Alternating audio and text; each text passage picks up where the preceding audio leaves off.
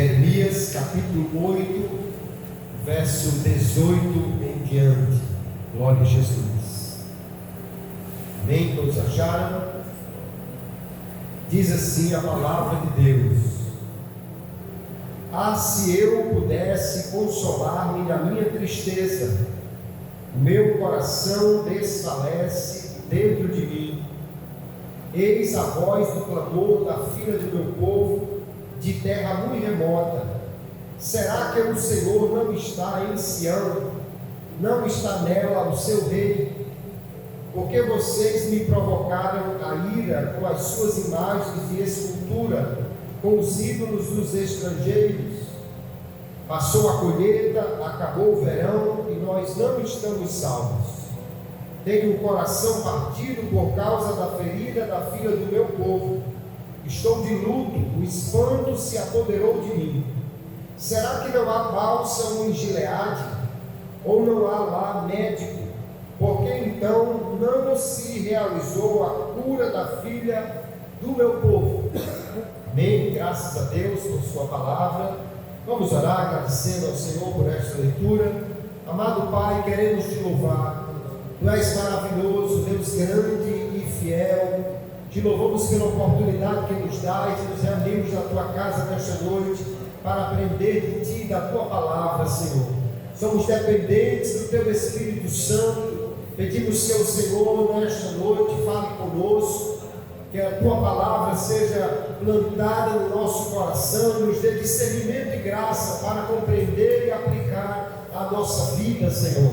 Conduz-nos aqui em tudo por teu Espírito Santo, para a tua glória e para o teu louvor. Nós te oramos assim e te agradecemos, Pai, no nome de Jesus. Amém e amém. Glória a Jesus. Pode sentar, querido irmão.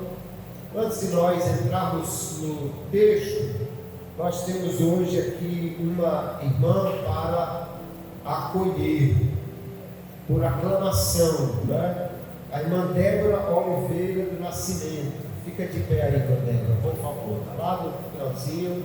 Irmã Débora já está congregando conosco há alguns meses.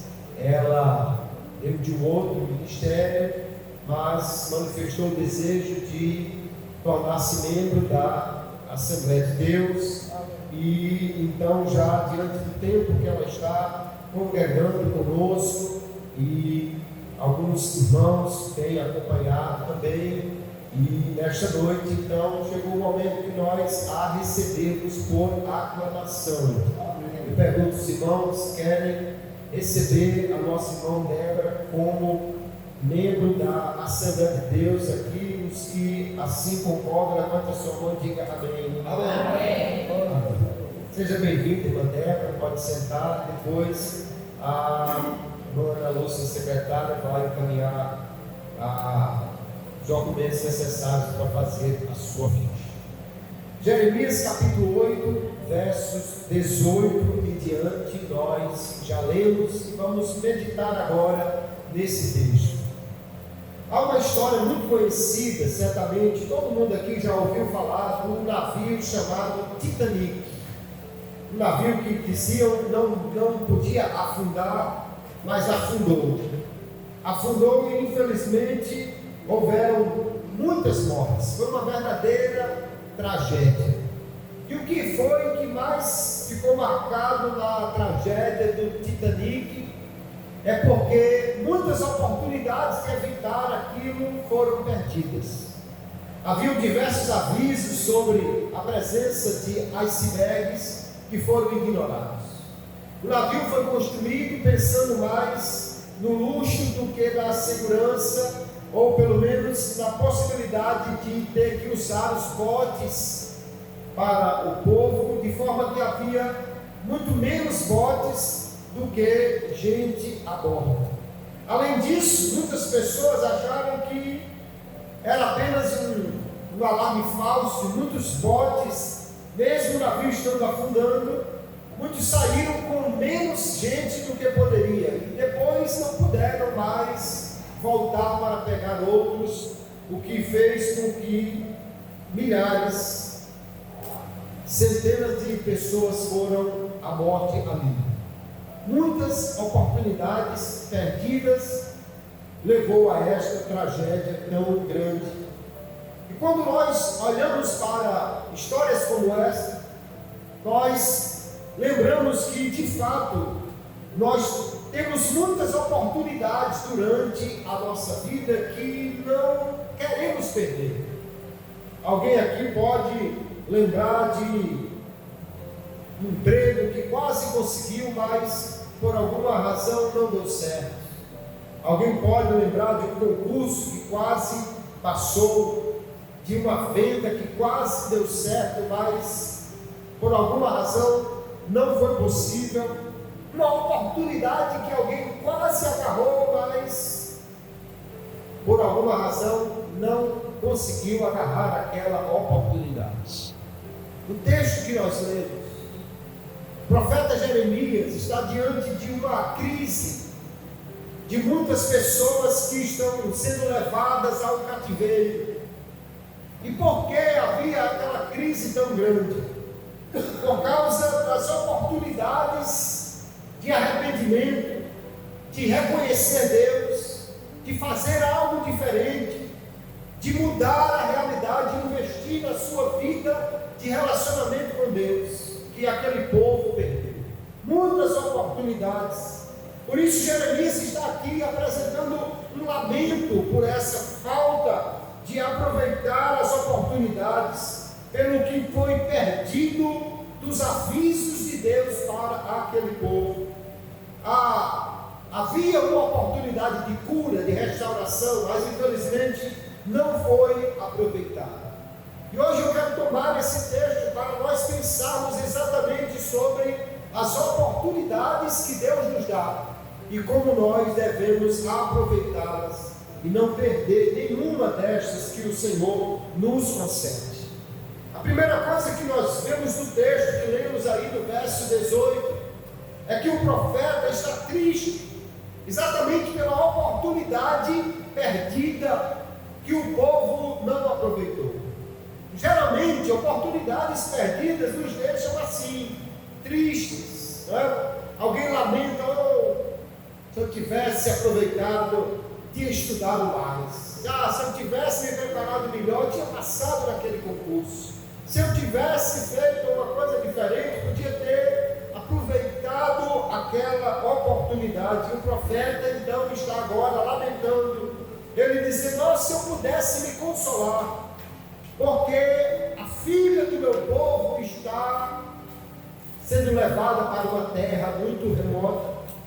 Ele diz que o coração dele está doente, porque muitas pessoas estavam sendo levadas para o cativeiro por causa do pecado do povo.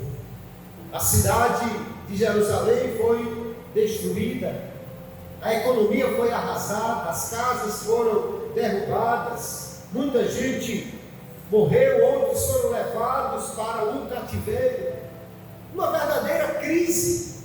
Nós tivemos, há alguns poucos anos atrás, uma crise de muita gente que não resistiu à pandemia, a economia parada, muita coisa não pôde continuar. Dá para a gente pelo menos ter uma ideia de como estava Jerusalém naqueles dias. Uma tribulação muito grande, muita mortandade, coisas destruídas, e tudo isso por quê? Por causa do pecado do povo, da falta de arrependimento, porque o povo não estava buscando a Deus, pelo contrário, estava adorando a ídolos. Deus enviou os seus profetas, Jeremias é um deles, para falar ao povo, para alertar, para dizer como Deus queria que o povo voltasse para ele. Mas infelizmente este arrependimento não foi considerado. A oportunidade de arrependimento dada por Deus não foi considerada. Pelo contrário, muita gente era voltando-se para os ídolos, ou buscando a sua própria riqueza, buscando a sua felicidade em outras coisas. Isso era algo tão sem sentido, irmãos. Perder essa oportunidade de arrependimento. E se você voltar uma página aí na Bíblia, você vai ver que no verso 7, o profeta diz assim: olha, até a cegonha do céu conhece as suas estações. A rolinha, a andorinha, o grão observam o tempo da sua migração, mas o meu povo não conhece o juízo do Senhor. Deus estava dizendo: até os animais sabem o tempo de mudar, até os animais sabem o tempo de voltar para a sua casa, mas o meu povo não reconhece o tempo de voltar, de se arrepender, de mudar, de, portanto, arrepender-se do seu pecado e voltar à comunhão com Deus.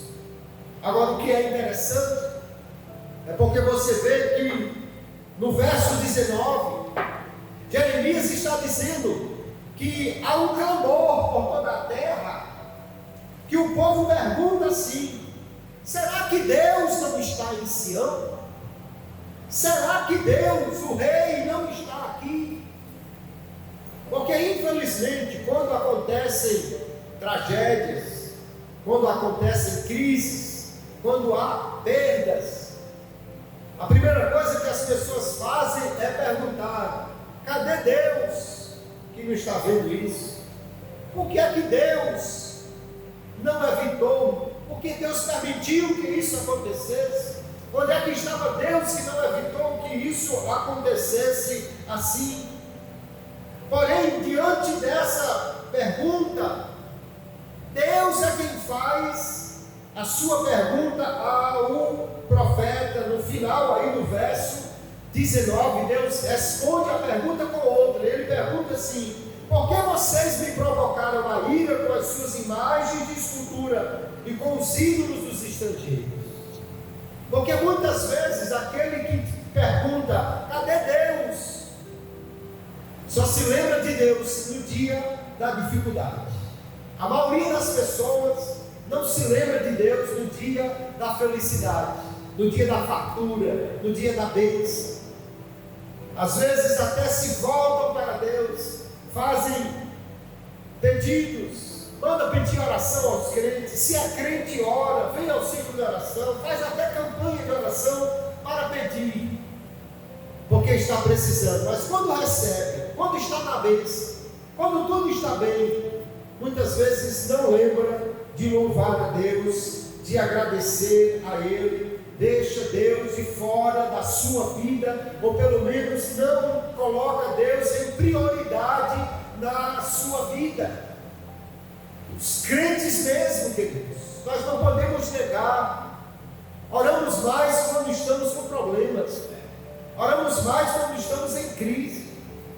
Alguém já disse que crente é parecido com sardinha, só presta no aperto e no azeite.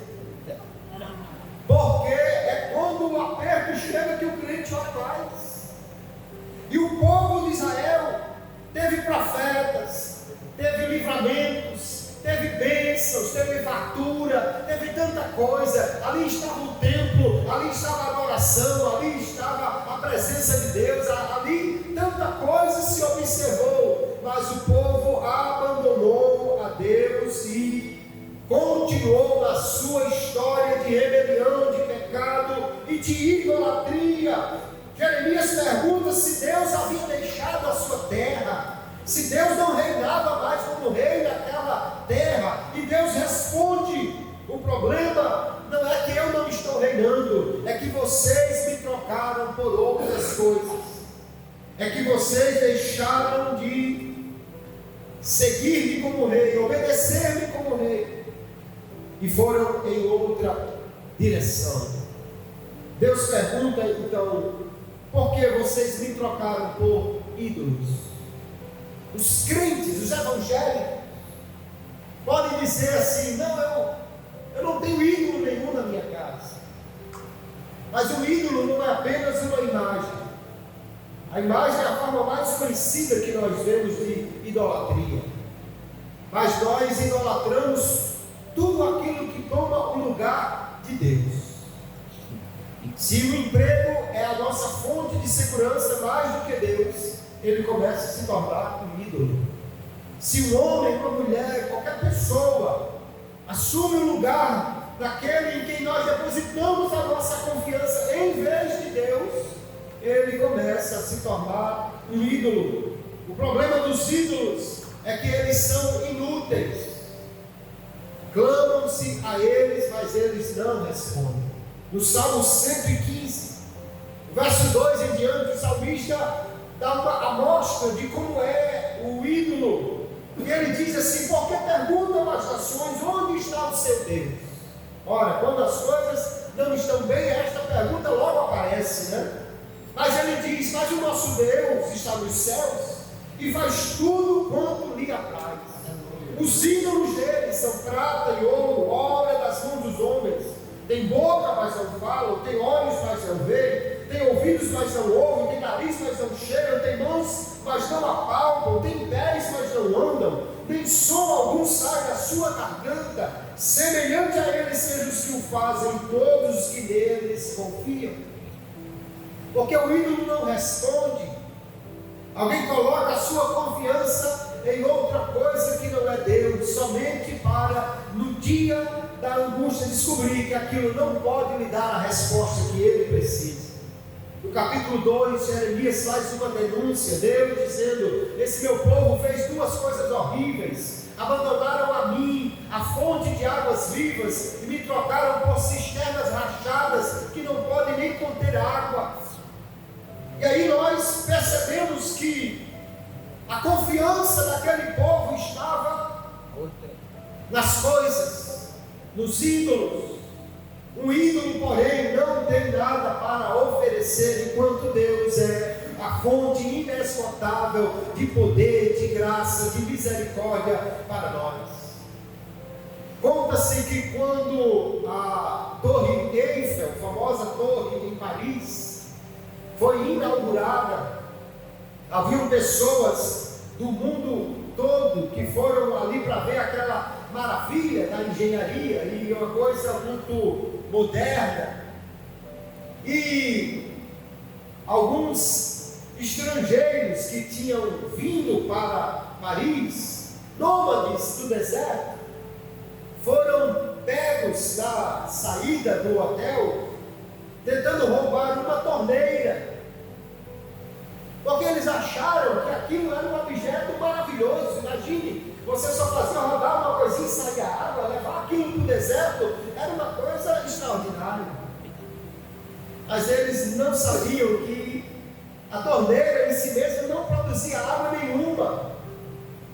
Ela precisava de um reservatório para lhe fornecer água. Era uma porta, né? Um meio pelo qual a água poderia fluir. Se não tivesse uma caixa d'água, a torneira de nada serviria. E é assim quem confia no ídolo acha que ele pode resolver as coisas, mas o ídolo não tem poder nenhum, não tem nada para oferecer. É como uma torneira sem caixa d'água, enquanto Deus é a fonte de todo poder e graça, de toda misericórdia, daquele que pode resolver todos os nossos problemas. No entanto, Deus quer que nós coloquemos nele a nossa confiança. E diante dessa realidade daquele povo, podemos fazer a nós mesmos as perguntas que eles deveriam ter feito. É em Deus que estamos colocando a nossa confiança? É no Senhor que está a nossa fé? Ou a nossa esperança está nas coisas? Ou as bênçãos de Deus se tornam mais importantes do que o abençoador, do que a presença dele? Ou será que o nosso culto é fundamentado mais em sensações? Às vezes alguém diz: eu vou dar glória a Deus quando eu sentir. O culto é bom se eu me arrepiar. Eu vou para casa satisfeito se eu sentir alguma coisa. Não, o culto não é baseado no meu sentimento. O culto é baseado na certeza que eu tenho que Deus está aqui e Ele merece toda a glória, toda a honra, todo o louvor, toda a adoração. Se eu estiver sentindo, eu dou glória a Deus. Se eu não estiver sentindo, eu dou glória a Deus da mesma maneira, porque eu sei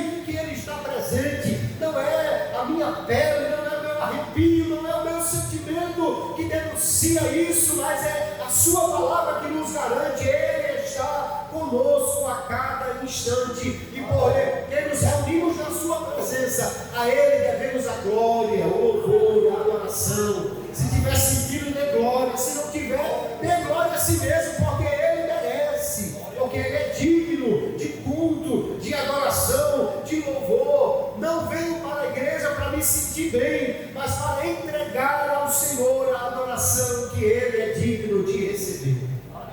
Glória a Jesus. O profeta está triste, porque o povo perdeu uma oportunidade.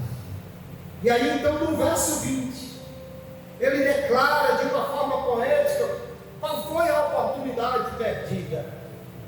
Usa uma linguagem aqui proverbial para denunciar isso. Ele diz: passou a colheita, acabou o verão, e nós não estamos salvos. Ele está falando do verão, que era um tempo de se plantar. Diferentemente de nós aqui, países como Israel têm as estações bem definidas. A época do verão era a época em que havia oportunidade para se semear, para se plantar, para que quando chegasse então a época da colheita, tudo estivesse no ponto de ser colhido. E agora ele diz: passou a época de plantar, passou a época de fazer o que devia ser feito. Ele fala de uma oportunidade perdida, porque o povo não se arrependeu. Então não houve restauração, não houve cura, não houve livramento. Enquanto o povo de Israel esteve servindo a Deus, Deus foi escudo protetor suficiente para a cidade de Jerusalém. Senaqueribe cercou-a. Deus disse: pelo caminho que ele veio, ele voltará e não vai disparar uma flecha nessa cidade. Eu vou colocar um anzol no seu nariz e vou arrastá-lo de volta à sua terra. Aleluia. Quando os sírios cercaram Eliseu, Deus deu livramento à cidade, cegou todo o exército inimigo, e de muitas e muitas formas Deus deu livramento ao seu povo, enquanto eles estavam em fidelidade. Mas se agora os muros de Jerusalém caíram e o povo foi levado em cativeiro, é porque eles não aproveitaram a oportunidade de arrependimento que Deus lhes deu. E o profeta diz: o verão acabou. Era a época de se tomar uma atitude para plantar. Quem não plantasse naquela época não aproveitaria as chuvas. Diferentemente de hoje, não havia bomba para irrigar. Você dependia das chuvas. Se não plantasse na época certa, não colheria. E o verão era a época de oportunidades, época de planos, época de explorar o potencial da terra.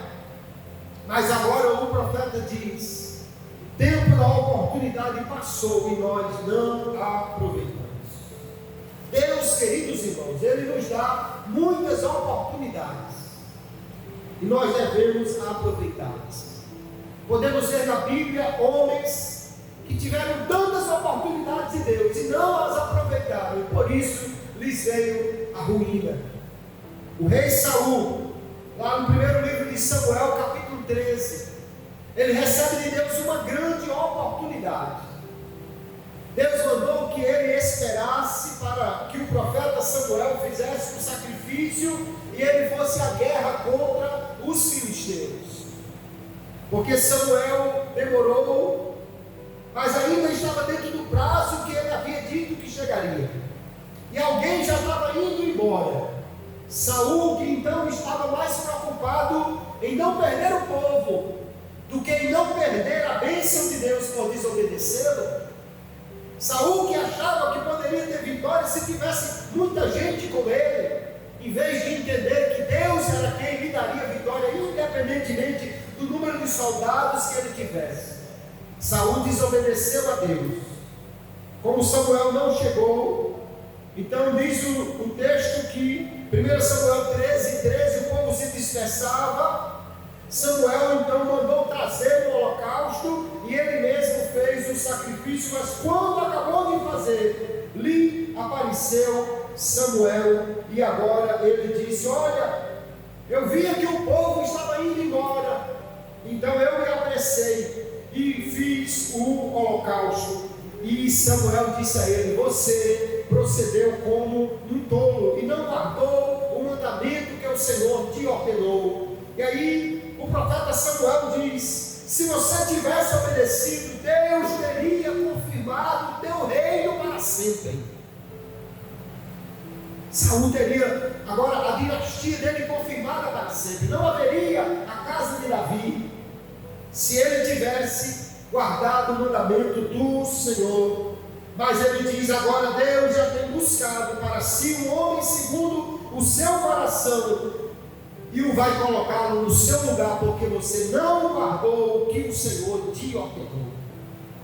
O rei perdeu a oportunidade, não esperou, não obedeceu, não levou a sério o que Deus disse. Deus levantou Davi, aquele que vai receber agora a promessa de um reino que nunca vai passar. Mas Deus é tão maravilhoso, queridos, que 2 capítulos adiante, 1 Samuel 15, Deus dá uma segunda oportunidade a Saul. Deus disse: eu me lembrei dos amalequitas, que eles se levantaram contra o povo no deserto. Agora vá e destrua completamente este povo. E sabe o que Saul fez? Saul matou apenas alguns e trouxe as ovelhas mais gordas, as vacas mais gordas, trouxe o rei de Amaleque vivo. E agora nós vamos ver lá no 1 Samuel 15, verso 22, Samuel dizendo assim: será que o Senhor tem prazer em holocaustos e sacrifícios, como em que se obedeça à voz do Senhor? Eis que o obedecer é melhor do que o sacrificar, e o atender do que a gordura de carneiros, porque a rebelião é como o pecado de feitiçaria, e a obstinação é como o pecado de idolatria. Porquanto rejeitaste a palavra do Senhor, Ele também te rejeitou a ti, que não seja mais rei. Que homem tolo! Deus lhe deu 2 oportunidades para mantê-lo como rei, e ele desperdiçou as 2 oportunidades e, portanto, deixou de receber aquela tão extraordinária bênção de ser rei e ter o seu reinado confirmado em sua descendência para sempre. Nós vemos que Deus nos dá, queridos, muitas oportunidades. Deus nos dá graça, Deus nos dá saúde, Deus nos dá vida, Deus nos dá uma igreja, Deus nos dá a sua palavra, Deus nos dá o seu Espírito, Deus nos dá todas estas coisas, mas há um tempo certo para aproveitar estas oportunidades.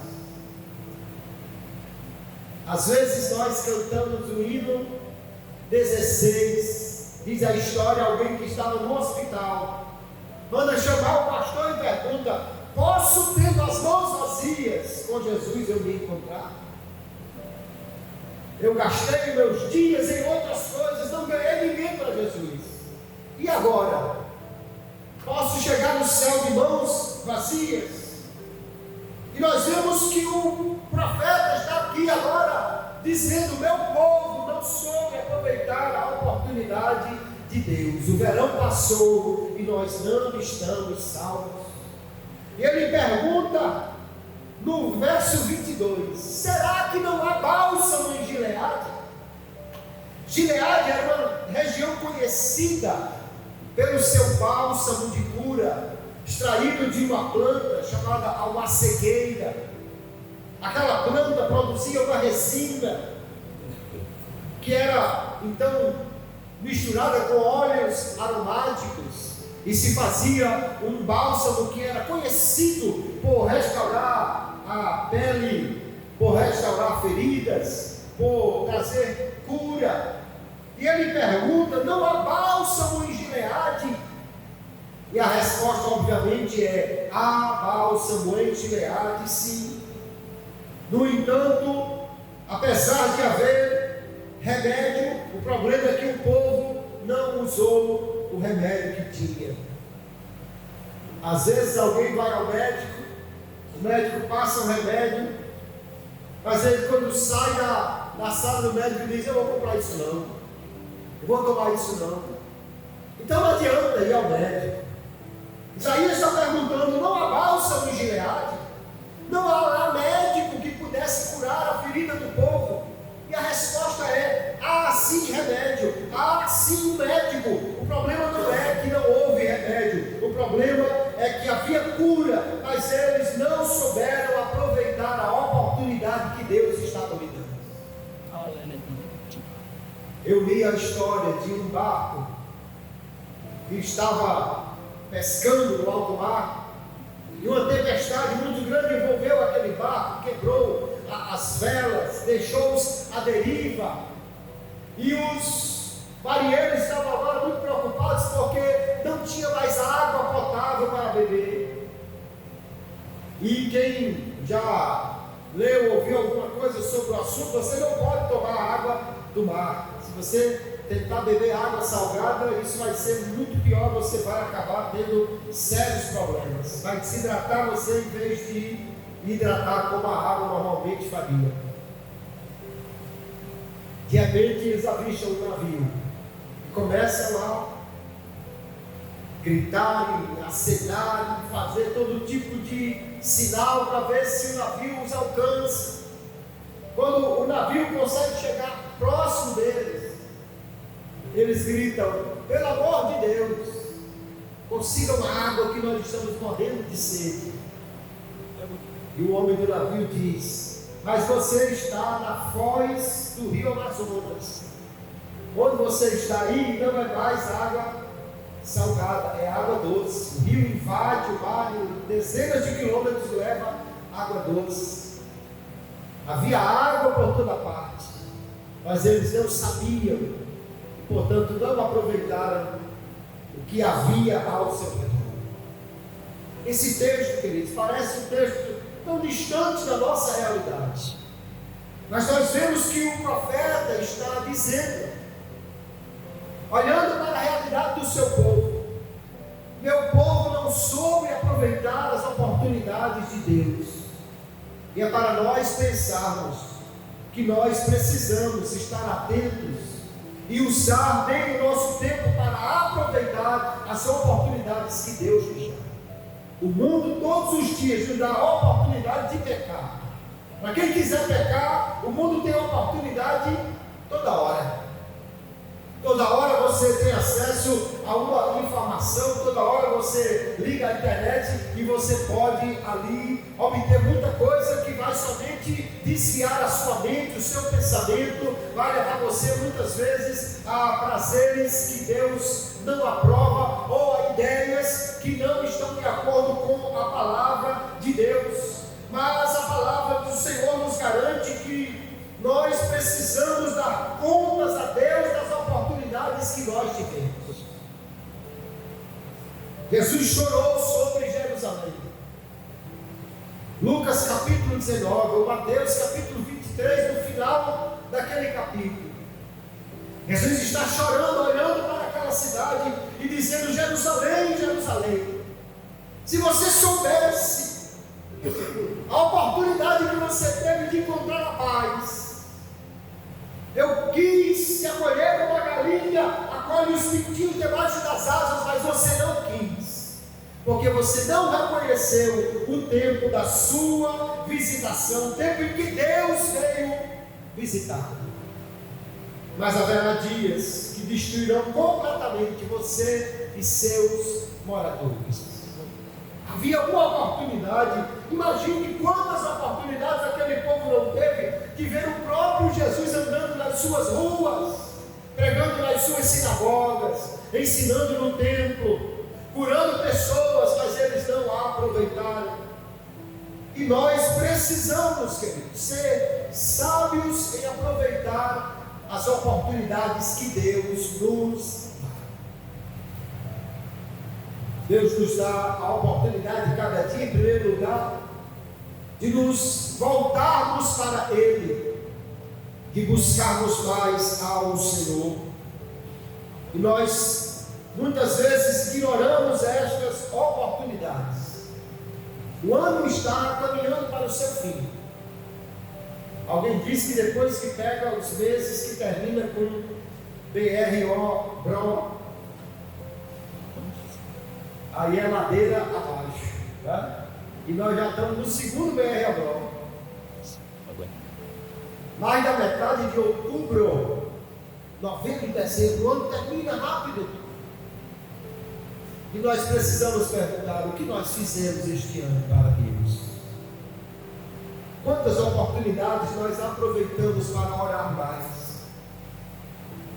Quantas oportunidades aproveitamos, e será que durante este ano nós lemos a Bíblia Sagrada como poderíamos?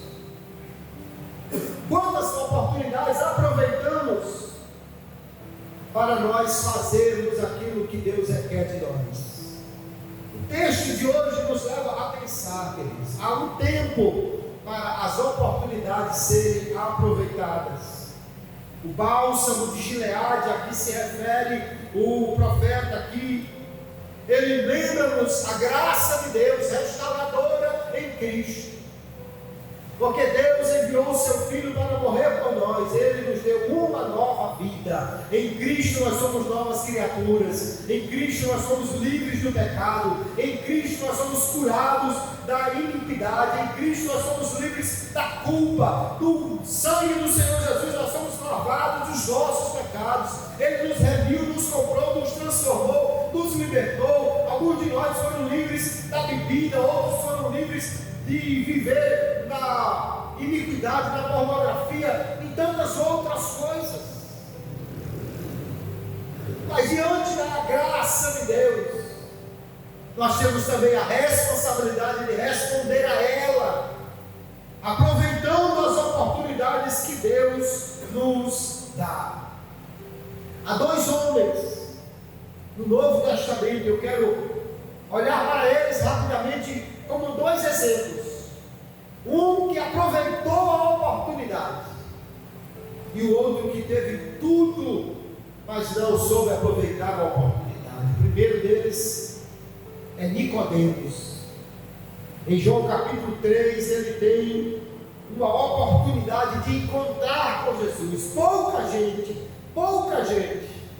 teve um momento a sós com Jesus, uma conversa sozinho com Jesus, um tempo sozinho para conversar, trocar ideias, falar com Jesus, como teve Nicodemos no capítulo 3 do Evangelho de João, onde Jesus lhe mostra que ele é o Messias, que como Moisés levantou a serpente no deserto, o Filho do Homem seria levantado para a salvação de todo aquele que crê. Ali naquela conversa nós temos esse texto que é o texto áureo da Bíblia, porque Deus enviou o seu Filho ao mundo para salvar o mundo.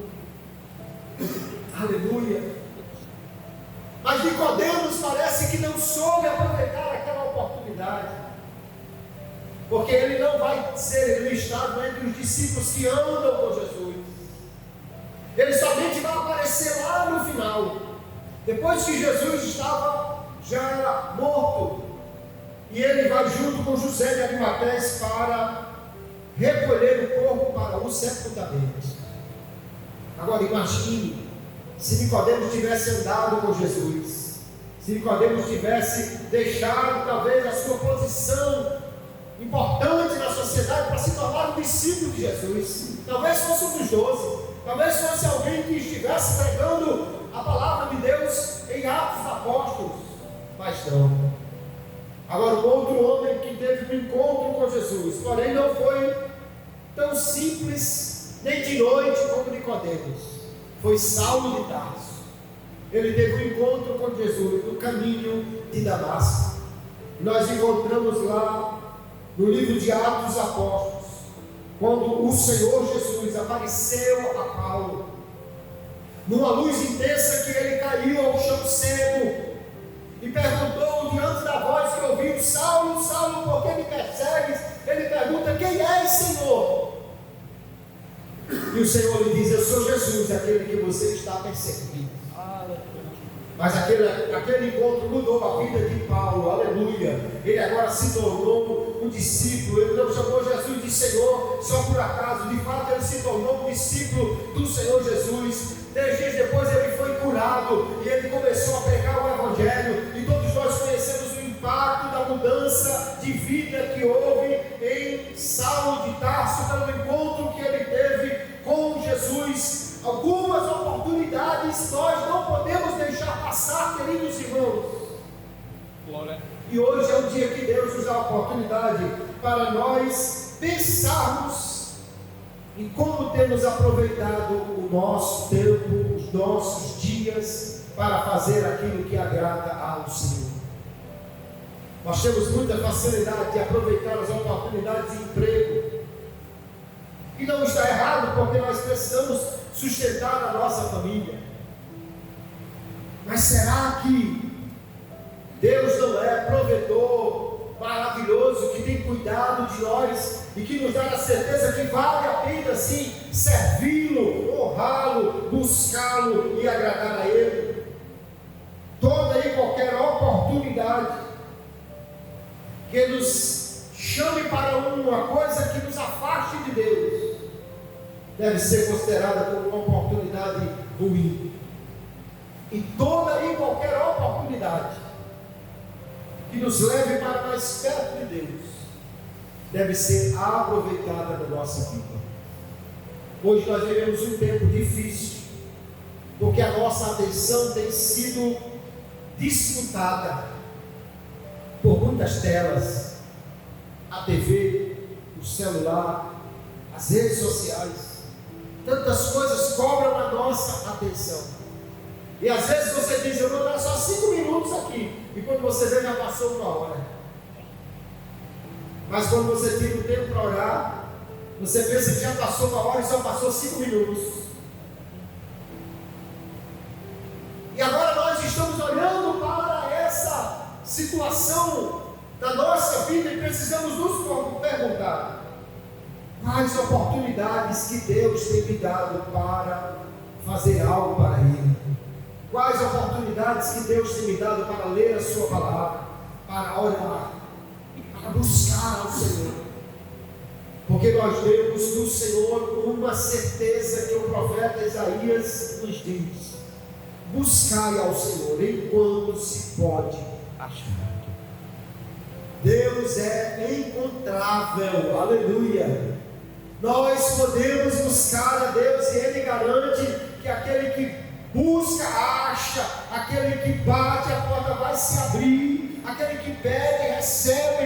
Ele nos garante que Ele diz: buscar-me-eis e me achareis, se me buscarem de todo o vosso coração. Se ainda não temos a graça, ainda não temos a presença, se ainda não temos a intimidade, se ainda não temos o conhecimento, se ainda não temos os dons, se ainda não temos tudo o que Deus pode nos dar, a falta não está em Deus.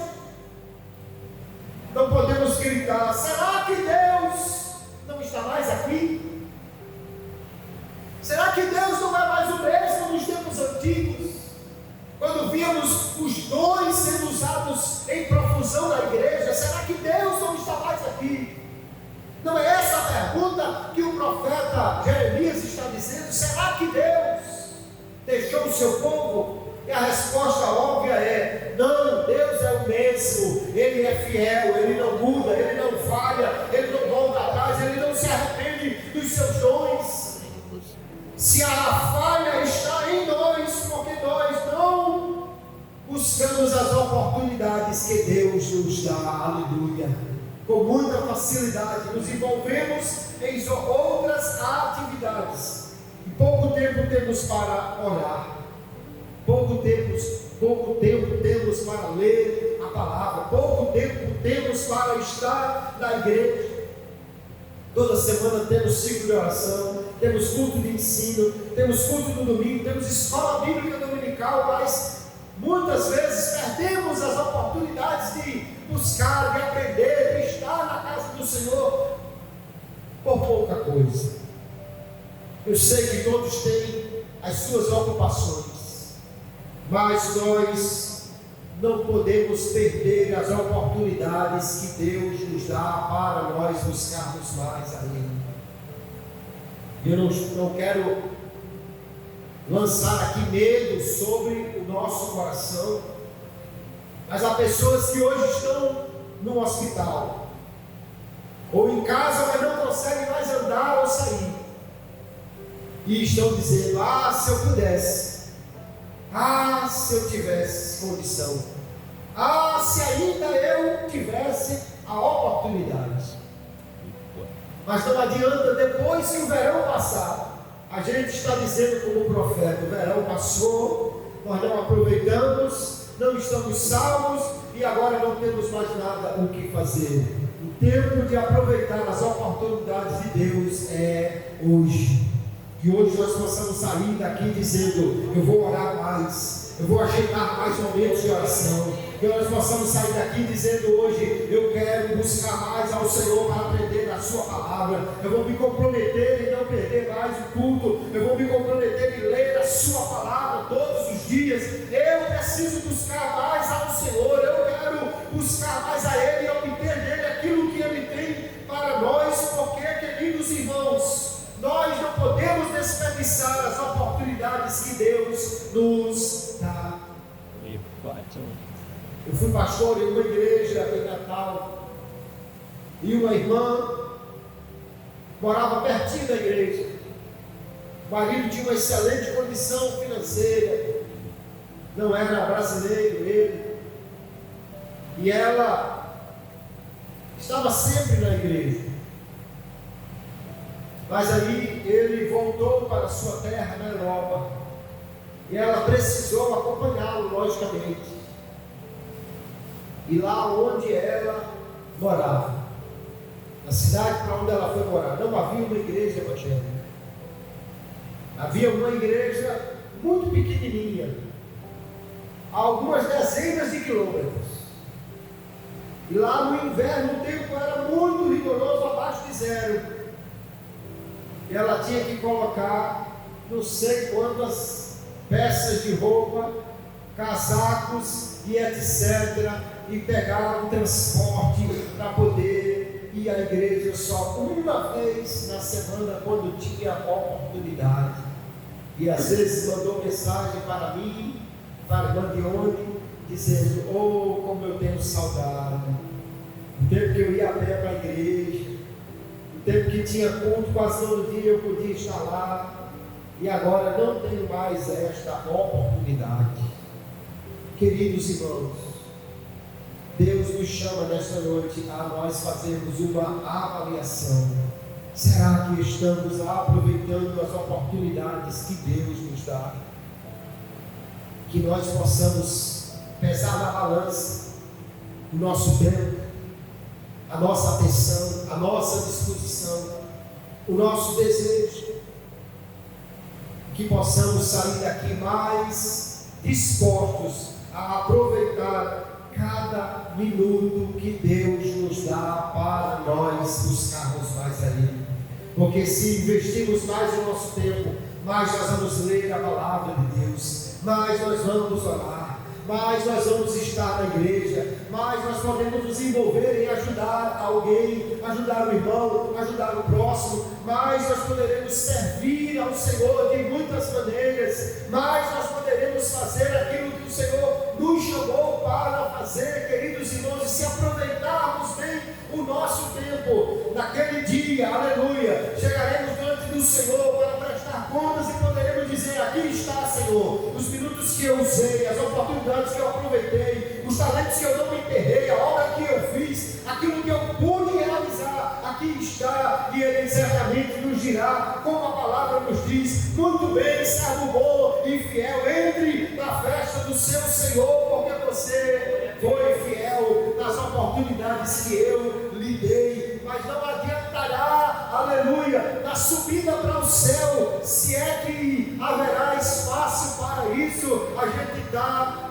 dizendo: o verão passou e eu não aproveitei a oportunidade, agora encerrou e agora eu não tenho mais como fazer. Mas que nesta noite, queridos, Deus nos ajude, nos dê graça e que a palavra do Senhor no nosso coração esteja dizendo: eu preciso aproveitar cada oportunidade que Deus me dá para crescer na graça, no conhecimento, na intimidade, no serviço ao Senhor. E certamente, fazendo assim, nós poderemos nos alegrar cada dia naquilo que Ele tem a fazer e a recompensar aqueles que trabalham para Ele. Amém, queridos? Que Deus em Cristo nos abençoe, que a sua graça cada dia nos dirija a sermos mais dedicados ao Senhor e melhor aproveitar as oportunidades que Ele nos dá. Deus abençoe a todos no nome de Jesus.